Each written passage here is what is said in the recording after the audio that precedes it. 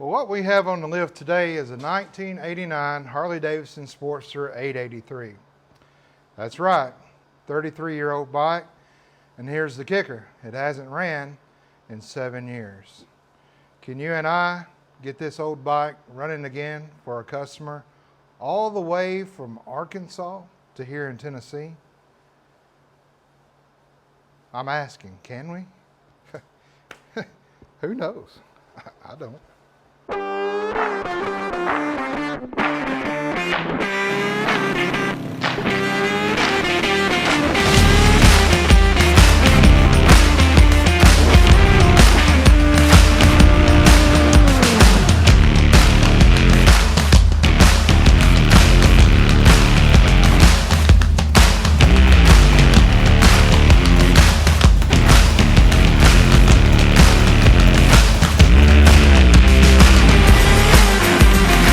Still on the lookout for a junkyard bike that you and I can bring here to the shop, get running, and then give away to one of our subscribers. I got my feelers still out, so bear with me.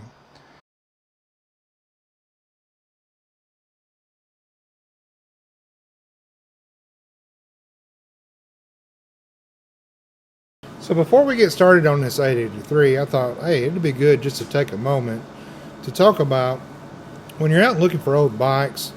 I want you to keep one thing in mind. If you do this, you'll never lose on a deal. And here it is. When you go to buy that bike that's been sitting for 15, 10 years, however long, you buy that bike for what it is in that moment. Meaning, go in there with a thought that, hey, this bike is never going to get on the road, it's never going to get running again, it's never going to get any better than it is right now. That's what you pay for the bike.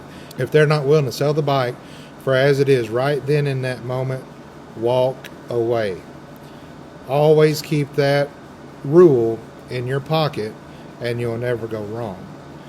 One time I got a great deal on the bike, and I understood when I got it back in the shop why I got that good deal, because when I took the transmission cover off and the primary cover off and the plugs out to inspect to see what I was working with, it was full of water. So this bike had been in a flood in a storage unit. Always go in with that one rule that this bike is never going to get an ounce better than it is right now, and you'll always win. Now, let's jump over here on the bike, take our peepers around it, see what we're working with.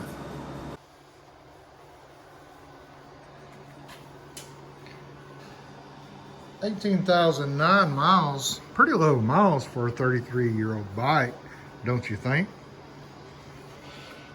Customer said he parked it all those years ago because he was riding one day and all of a sudden no brakes, and the stop sign had to help him out a little bit, and the curb and a tree and a bush beside the tree. Looking at this rotor, it is covered with oil.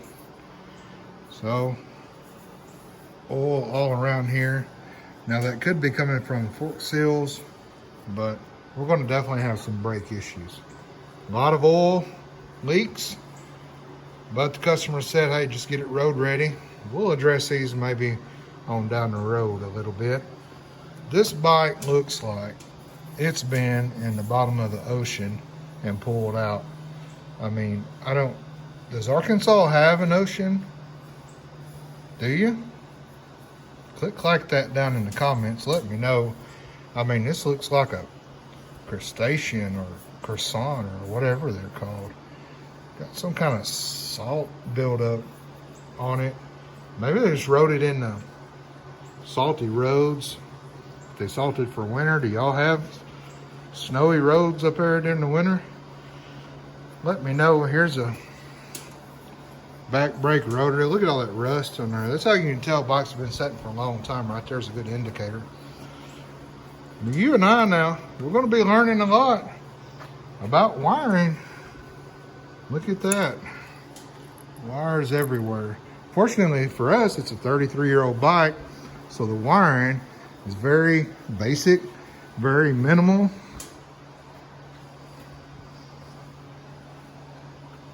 There's the points. Look at all the rust. No points cover. Points aren't stuck, but And I don't know if you can see that or not. They're definitely going to need to be replaced, and the condenser as well while you're doing all that. And we'll clean all that up. I mean, here's some more wires laying that we're going to have to look at. This has, of course, a single coil. We'll get into that a little later. And chain, look how rusty that chain is. And all of that. Boy, do you have your work cut out for you. I'm depending on you to help me a whole lot here. Zero oil. That's kind of not good to see. Setting that long, of course, all your oil runs all the way out of all your rocker tops, and look at the buildup of gas residue on that petcock. You know, it always sounds weird saying petcock. So there's rubber line. Guys, when you're working on bikes this old and you see rubber fuel lines like this, replace them, please. On the outside, hey, they look okay. What you don't realize is that on the inside, all that starts breaking down over the years. Look at that, cracking. And what happens is all the little pieces of inside that hose go straight into your jets and clogs them up.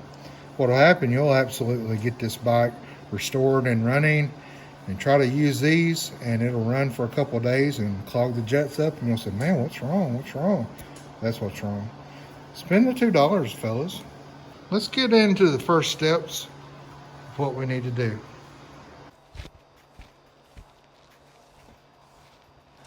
Step number 1, say a prayer. Step number 2, let's remove this seat so we can pull the battery out. Just in case there is a little bit of juice in the battery, we're not starting any fires. Holy moly, this is like a mouse motel.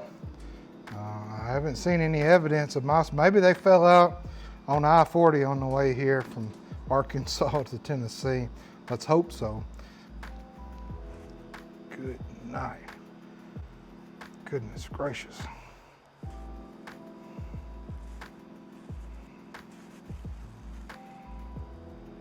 And guys, this is just another good reason as to why you don't just throw a hot battery in something that's been sitting like this and fire it up. If there had been any kind of touching wires in this or anything, that could have easily caught on fire. And as old and as this nest is, that would have went up in a flame pretty quick. Now that that's all out, we can take the battery terminal off the top here. And of course, this is a Sportster, an older Sportster, so the battery comes actually out the side.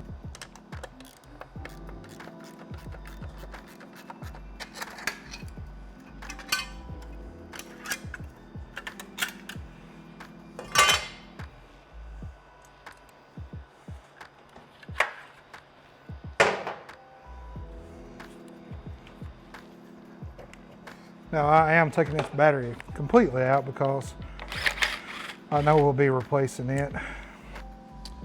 All right, with your fuel line undone from the old petcock and your 2 bolts out that hold the tank on, just simply raise it up and off it goes. Pretty simple for an old bike. Now, let me give you a little tip. When you're gonna flush these tanks out and clean them, there's a lot of chemicals you can use, but be aware those chemicals, if spilt on your paint on the outside of the tank, they can damage your paint. What I like to use just to be safe on customers' bikes, if it's a bike that I'm stripping the paint off and repainting it, I don't worry about it. But a customer's bike that wants to keep the original paint and stickers and decals and whatnot, use apple cider vinegar. And put the apple cider vinegar, fill it up all the way, put the cap back on, clean off any spills you might have. It's not going to hurt the paint if you'll clean it off. Let that apple cider vinegar set for 3, probably 4 days is what I practice. All that vinegar in there will bubble out all that rust, and flush it with fresh gas. Pour that out and then put your fresh gas in there. Now, what we're gonna have to be doing, as you can tell by this petcock, it's been leaking. So we'll pull this petcock off as well and rebuild it. Fortunately for us, it's bone dry, and the inside of the tank actually looks pretty good. It's been coated, so that's a good thing. You and I might get away with just putting some fresh gas in this, running it through a little bit, and seeing the condition from that.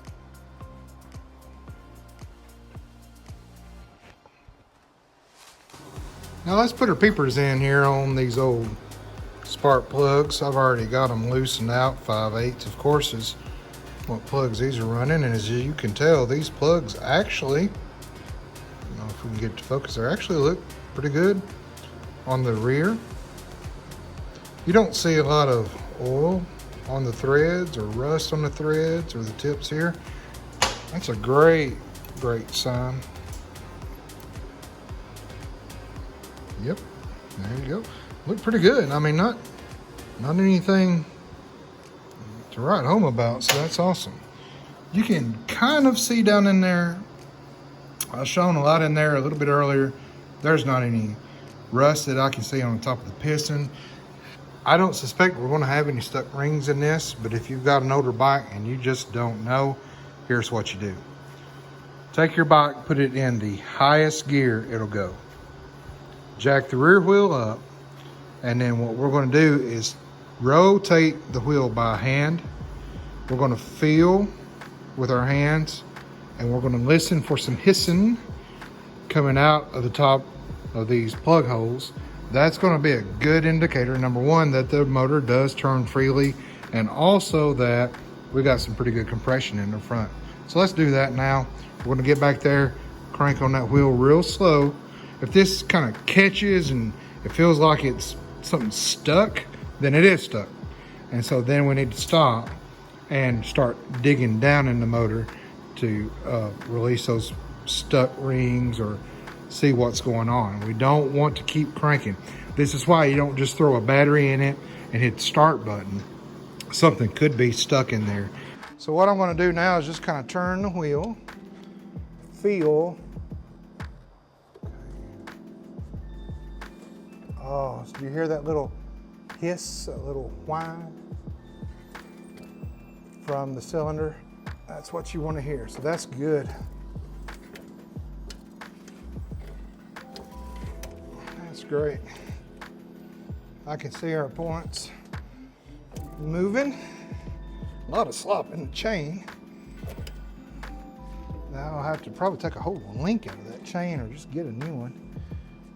But the points are opening and closing, although they're terrible on the inside. I'll get you over here and let you see that. But so far, so good. So nothing major yet. You still with me? Okay. Good. I just got an old pickle jar. Always save on your jars, folks, because what in the, yeah. We at our house with 10 kids, we drink out of them. Oh yeah, ain't no buying silverware in our house. So let's drain this out.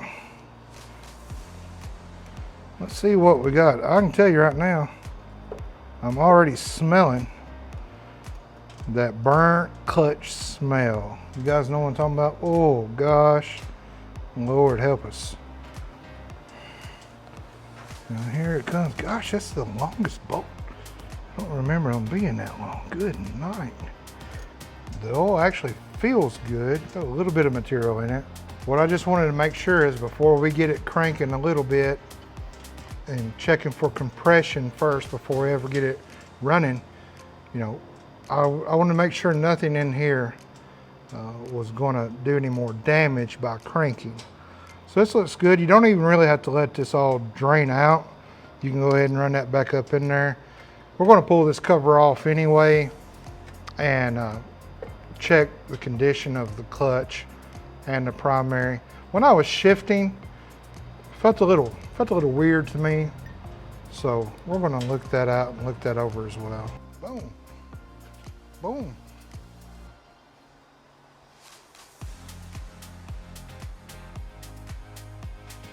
All right, so We've spun the motor over by hand. Everything looks good so far. So the next step for us is going to be to hook a battery source up to the bike, and we're going to check for compression. So let's do that right now. Aren't you excited? I can see it in your face. So now we've come to the stage where we want to check the compression to see what's the condition of the motor internally, and do we keep going forward with getting it running, or do we need to stop and dig into the motor to see what the cause may be. To do that, of course, you could get you a battery and hook it up to this. And when you hook a battery up or any power source to an old bike like this that's been sitting, hook it up and do the sniffer test. You know what I'm saying? Get in there and just smell and make sure nothing's burning and nothing's on the stove cooking, okay? I want to tell you about this. So I'm not endorsed by them or anything, but I found this on Amazon, and this battery pack bank has been awesome to use here in the shop. It's the Golo Turbo Series GT 1500 jump starter power bank. Got a 15 volt, no, not 15 volt. Yeah, 15 volt out. Got two USB ports, a USB-C port, a little light on the front if you need it for emergencies. Good to use on cars. I use it here in the shop, and here's why. With the battery completely out, if you take a modern day battery charger or pack and put it to the terminals of your bike and it doesn't read a battery, it's not going to send any volts out. This pack does. So I can hook this up to the bike, and there's a button on the side of this that I can push that will send current out straight to the bike. So you can test bikes with no batteries at all. So look, if a guy on Marketplace says all it needs is a battery, doesn't matter what size battery, you can take this, charge it up, take this, throw it to it, and see if that guy is telling the truth. So let's hook this up. I've already got my compression gauge in cylinder number 1. Anytime you're checking compression now, you want to go wide open throttle, plugs out, wide open throttle, and see, and you want to crank until that gauge stops rising, and then we'll see what it is. And then you want to make sure that it holds at that range. So listen now, before you start cranking on this, don't forget that you jack the back up and put it in the highest gear. If you forget that on these old bikes and you hit that start button, she's taking off. And if you forgot to put it back in neutral and let the bike back down, then she's going over to your neighbor's house. My key is already on to the ignition. My run switch is on. I'm going to go wide open throttle, and I'm going to get ready to push the starter button once we get juice. Once I push this button, everything should be live. I've already did the sniffer test. Nothing's burning down. Now listen, when you do the sniffer test, get your nostrils down in there. Get you some of that. Get in there like it's Thanksgiving Day. And you walking in the kitchen, seeing what everybody's cooking, hoping to get a sample. You gotta smell all up in here too. Smell all up around that headlight fixture. A lot of wires in there. So do a good job of just taking a moment before you crank to smell once the battery gets connected. What we should see is lights on the speedometer, and also this is wired a little weird. You have to go almost to the lights position to get this to crank. So you'll see headlights, though you shouldn't, but you will. Headlights, let's see what we're working with.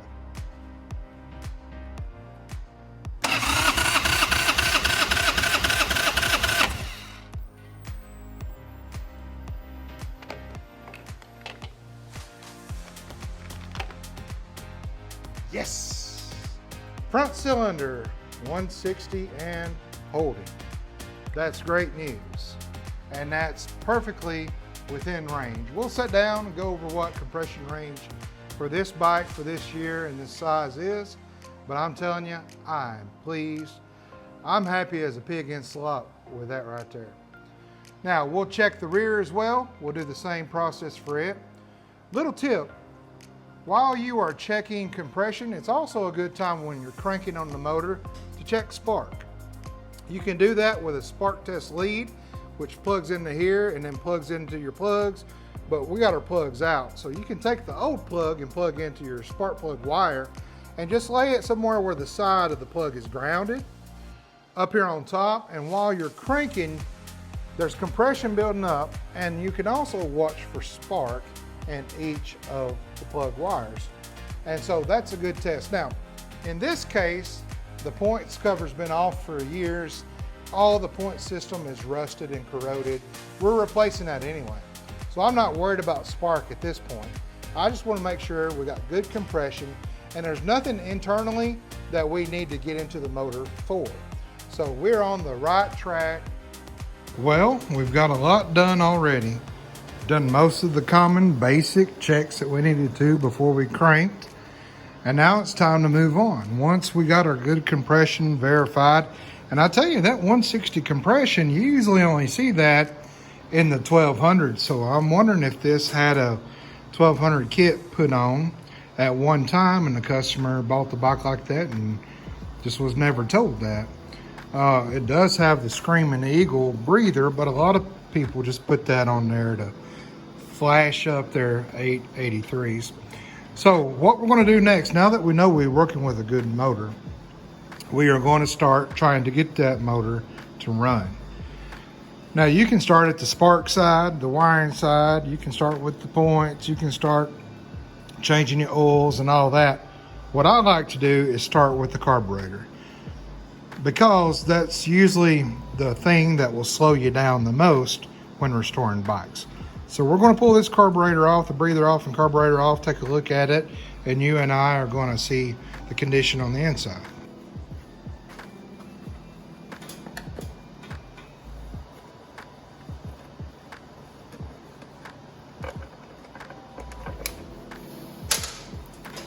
Any guesses? Another rat's nest?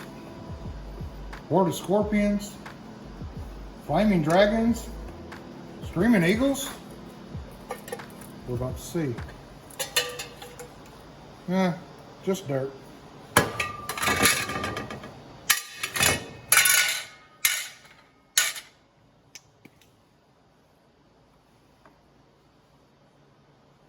Alright, there's the condition of the filter. We will certainly replace it, but just to get the bike running again, you could use that. Of course, we won't have that on. We'll just slap the carb back on when we're done looking at it and cleaning it, and just run the bike without the breather on it for now.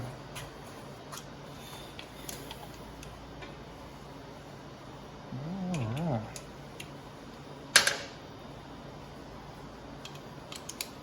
Got a couple of Allen heads here. I wonder who these were named after.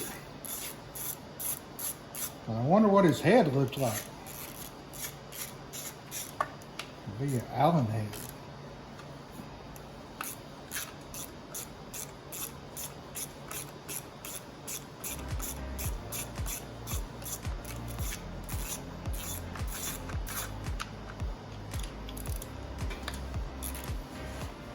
I also wonder, you know, when Luke Bryan sang about sitting on the edge of the pier and drinking a beer, I wonder how many beers a man actually drunk. He sings that over and over and over.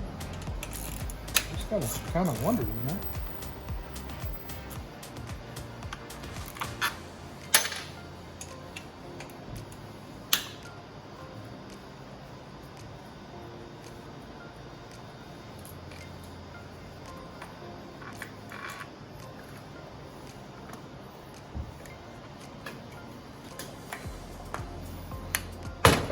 We'll take this hose off, because you sure don't want to rebuild the carburetor, and clean it and put that old hose back on it and mess it all up again.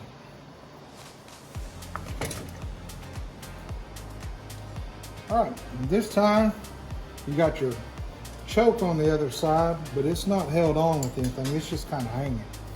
So then this right here, you can just wiggle off and it'll come off the boot that it's seated on right there.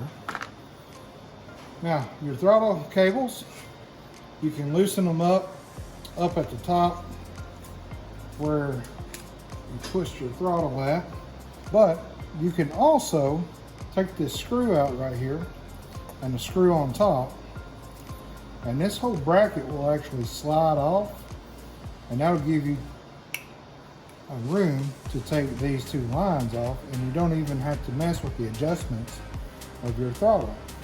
That way the customer gets the bike back with exactly that same throttle feel that he had before. And that's important, because once you get used to the feel of your bike and then something changes, it just bugs you to death. So we're going to take this screw out, screw on top, slide this kind of sideways, and get those cables out.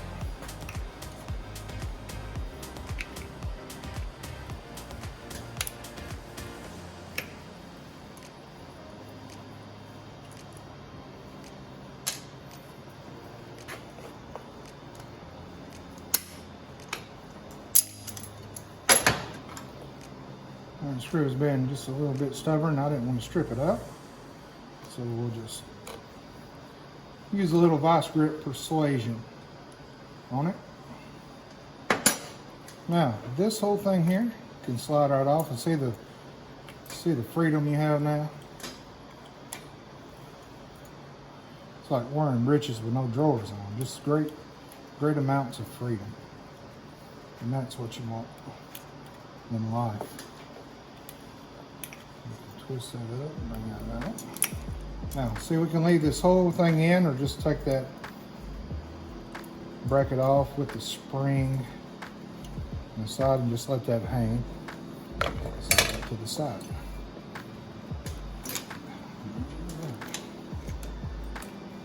There we go.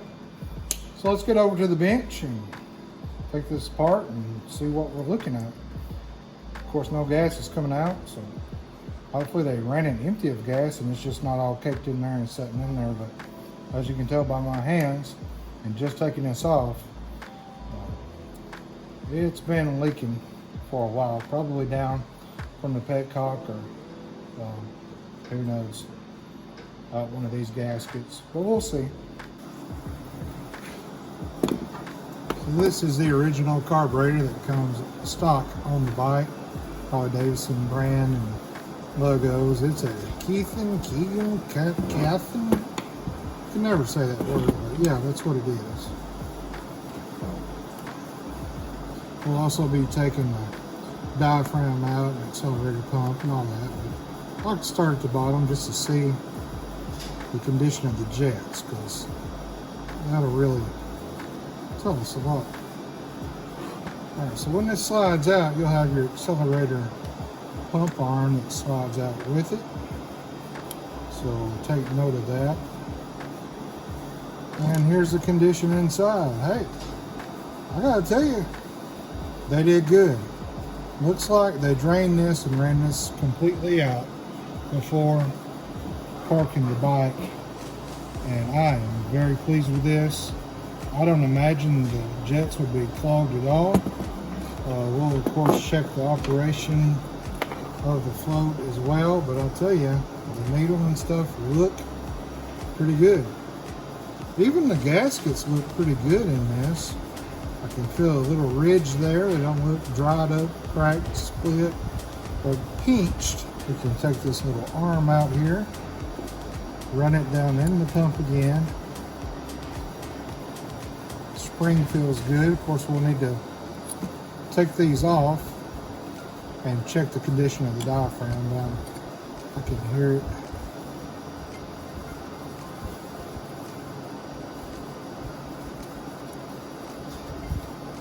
Sporting pretty good there.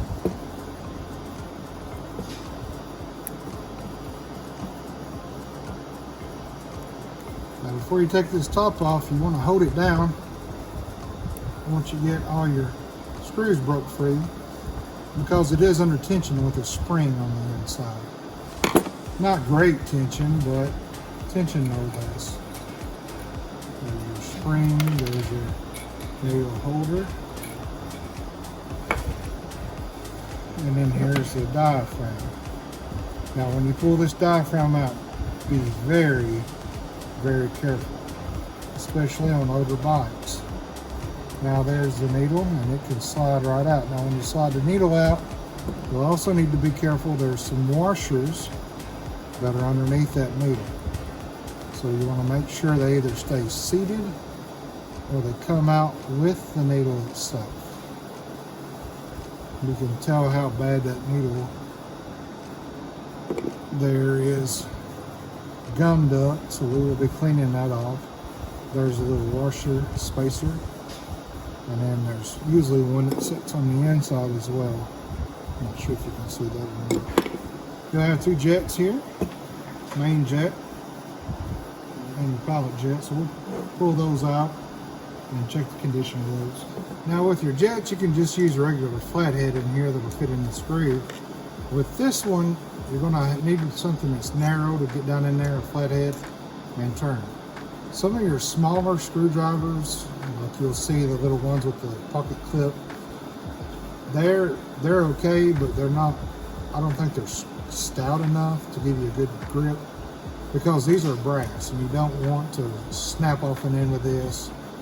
You don't want to go gorilla it on it. So I'll take a regular standard, I guess, size screwdriver, and I shave down the sides where that'll fit in to these holes.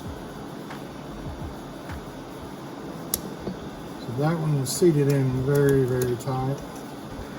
We'll just unscrew this and it should fall out.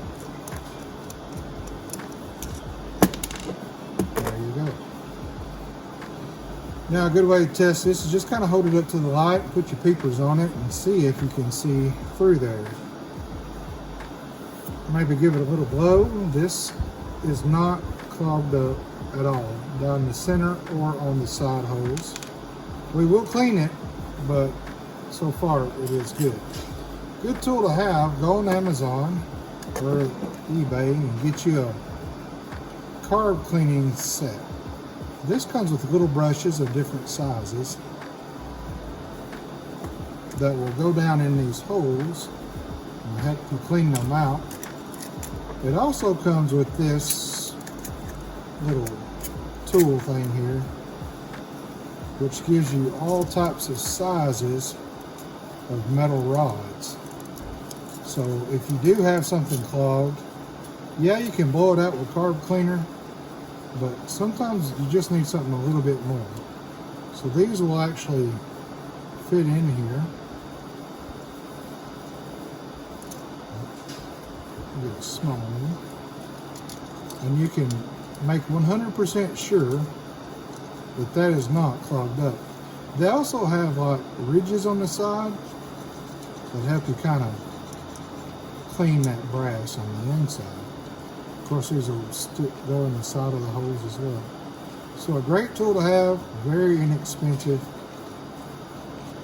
Saves you a lot of time and wondering, hey, did I get that jet completely unclogged? Now on this, you can unscrew this here on top, but this is just kind of a little jet cap. So what I do, you don't have to have something this big. Just break that free, and you can actually just screw the whole thing out. Again, hold it up to the light. This is a large diameter jet, and it is clean. Well, it is not clogged. The side ones are. And so we'll get our little tool out again. We'll find the proper size that'll fit down in there. And we'll begin to clean them. Again, we are going to spray these with carb cleaner. Sometimes you can even put these in a chemical bath. I've got an ultrasonic cleaner with some cleaning agent in it that I like to dump the hard stuff in and just let them soak. But these actually look pretty good. So I don't think you and I are going to need to do that on this. And we'll take a bigger brush, and it should fit down inside there. Again, we will spray these all off and everything down on the inside, and of course that needle especially where it's gummed up there. We'll clean all that off. We'll also spray down the outside just to get all that garbage off. Yeah, you probably should have done that before I took it apart, but I'm going to clean it off anyway. Also spray that in here and clean. Make sure they come out in the holes that they're supposed to. And now we're going to test our float and see if it works. So what's the best way to test the float? Well, the best way I found to test the float is to go up here where your fuel comes in from your tank, put a hose on it, and then on the other end of the hose, set it up right as it's oriented on the bike. Blow in that hose. Keep blowing and raise this up, and then it should shut off airflow, which on the bike shuts off the fuel flow. So that's a good way to make sure the float needle is working. If it's all the way up, you should not be able to blow any air through it. If it comes up and you can still blow through it, then you need to replace that needle seat because it's got a little rubber tip. And you can also kind of watch how far you have to go up on the floats to shut off the air. So it gives you a good indication that the float bowls or the float levelers are set properly.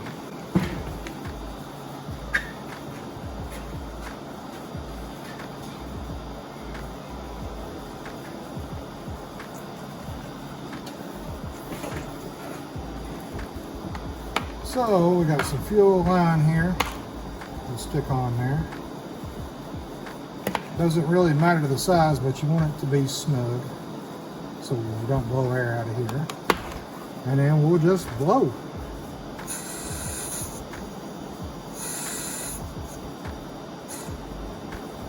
Now again, these older bikes, they're gravity fed.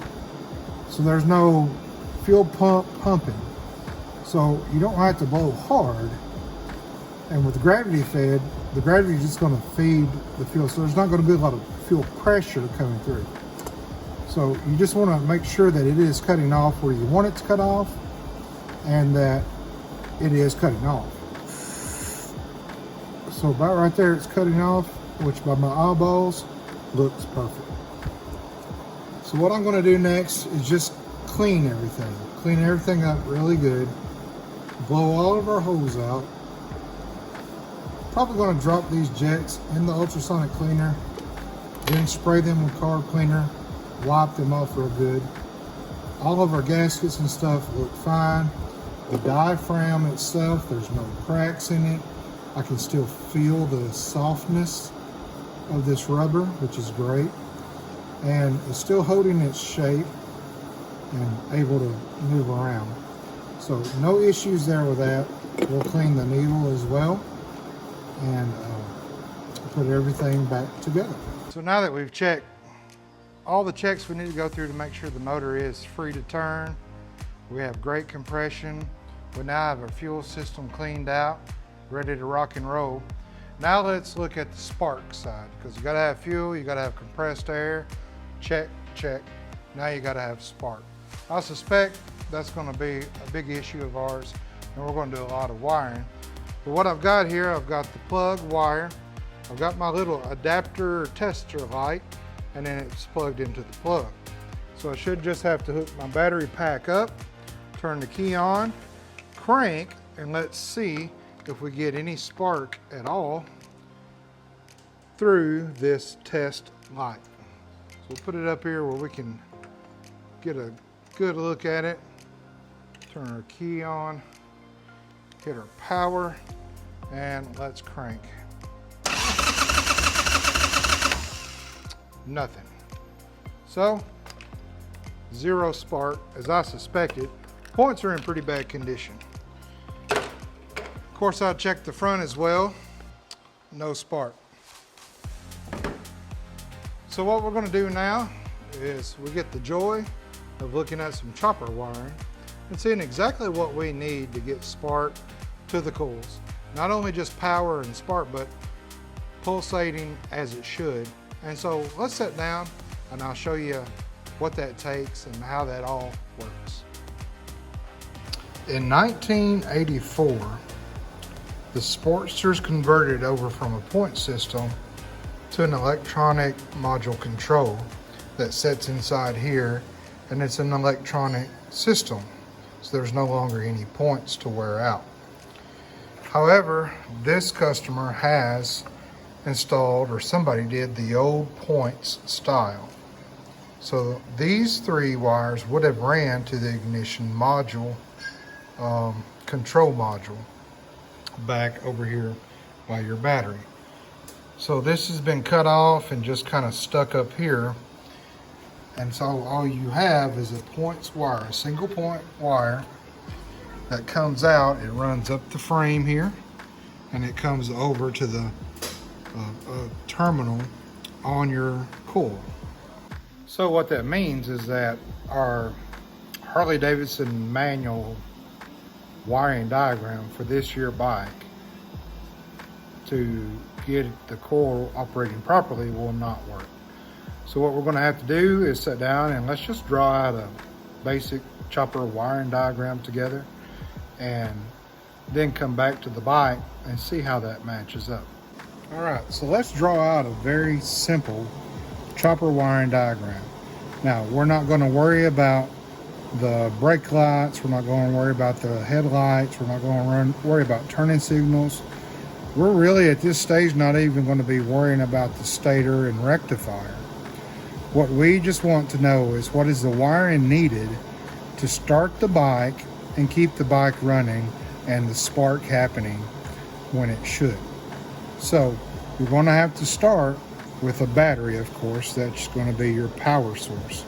Now the stator and the rectifier's job is to feed power back to the battery to charge it, but also to kind of run power to other things as well.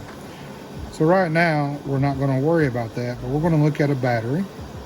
It's of course going to be grounded to the frame. Now on your hot terminal, you should have a big thick wire that's going to run to your starter. On top of your starter, or to the side of it usually, you have a starter solenoid. How do you spell that? Help me. Solenoid. It's going to be a big thick wire, like a ground cable looking wire. So we'll double line this. It's going to run straight to your battery. Now from your solenoid, you'll usually have a wire that runs straight into the starter. Some setups are a little different. They might come from the factory just like this. I'm not sure. However, when power is setting here from your battery, then you'll have another line here that runs out that tells these two when to connect to actually turn your starter. So this wire is going to run to what's called a starter relay. This tells this when to connect to this. So that's going to run into there. We won't go over terminal posts. We'll do that maybe later as we get into the bike. But from your starter relay, you're going to have to tell it when to turn the starter and when not to turn the starter. You don't want the starter turning all the time, so you're going to have a button that you push, a starter button. Now, of course, you'll have a kill switch as well that's wired to that starter button beside it.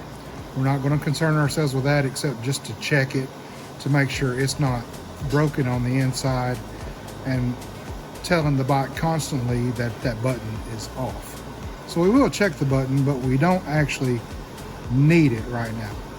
So your starter button, when you push that button, this relay sends power up here, which opens up the solenoid to let this big power from your battery go to the starter to turn it. When you let off the button, that kills power to this, kills power to that. Off the relay, you will have a line, another wire, usually red, with an inline fuse. This is the main fuse, usually a 30, and that runs straight to your hot terminal on your battery. Got it so far? From your starter button, we got to feed power to it. So we feed power to it through our key. This is our ignition switch. On that, you will have one there. You'll have an off position, then you'll have a run start position. Sorry, power just went out on us a little bit. So this will be like your run switch. You'll have another switch maybe for your lights or accessories, however you say that. So this will be your run switch. So from your run switch, we're going to run around right to the starter button. So this is your key, this is your ignition. This is very, very basic, okay? So this is going to run right around to your starter button. You're going to have another line that's going to run, a wire that's going to run over to this same line that runs from your battery. The reason for that is that this line right here from your battery, it's run to a fuse to your relay, is going to be connected here. So you're going to get constant power all the time setting right here. So when your key is off, nothing's happening. When you turn the key to run, now power goes to this line, which feeds your starter button. Now you push the starter button and it feeds the starter relay. Now from this same run line, since we got power with the key on, we want to use this power, come off this line, and we're going to go to our coil. Our coil will have a single coil will have a negative and a positive. So we're going to feed right into that positive, because when we turn the key on, we got power coming from the battery running through the coil. Your coil will have two plug wires. You'll have a plug here. That's not a corn dog upside down. That's a plug. And a plug here. Front and rear. Then you'll have another line here from your negative side, and this runs down to your points. Single wire. Inside your points, of course, you'll have a condenser. You'll have a little cam. You'll have the points that go up and down on that cam, and it sparks and grounds, sparks and grounds. So that this is actually nothing hot is running in here. What it's doing is grounding out and sending this, surges the power and sends it up through here as your signal. If you did not have a points, you would have constant hot all the time to both plugs. So this actually breaks that constant hot and causes spark at the right time as this cam turns into your plugs. That is the very minimal basics of what a motor needs to run. Now, of course, you will need a stator and a rectifier to keep this battery charged and to run other things. You'll, of course, need lights and headlight and a brake light at the minimum. Some states require turn signals, so you'll need to check on that. But when we look at the functioning of this 89 Sportster, since it does have points, we want to see something, some variety of this. Now this does have the ignition control module in it, so we'll need to see what wires they utilize in that, and we'll get started on that. So at this time, that's what we're going to need to see on the bike, and we're going to start digging into that in part 2 of trying to get this bike back on the road. Well, that's going to pretty much do it for today. I think this is a good place to stop. We've done a lot today, and I'm very proud of you. We've got a free turning motor. We've actually got a motor that cranks. We've got a freshly clean fuel system now. And so now all we got to have is some spark. So we'll dig into that tomorrow. Hey, I'll provide the coffee and the boiled peanuts. You can bring you some snacks if you want. But if you haven't subscribed yet, subscribe if you like what's going on. Also, I think there's a little bell down there you can click.